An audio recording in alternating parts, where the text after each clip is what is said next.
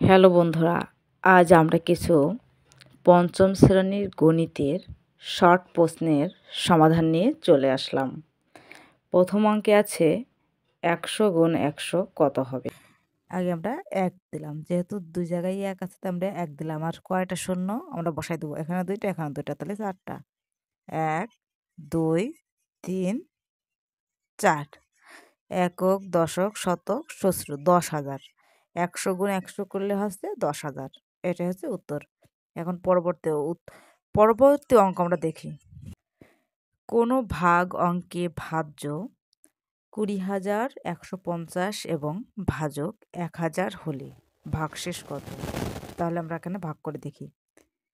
একক, দশক, শতক, সহস্র, 1,000, 20,000, 20 দিয়ে তারপরে হচ্ছে 150।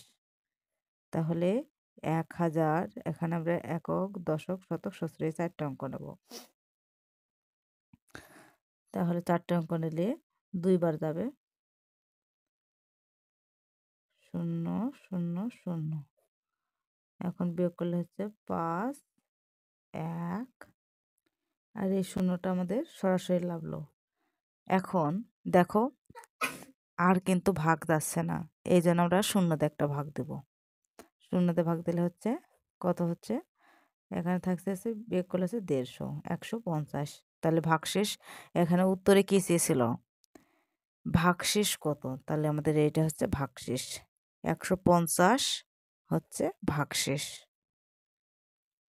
তৃতীয় নম্বর অঙ্কে আছে সম্পর্ক প্রতীক কতটি?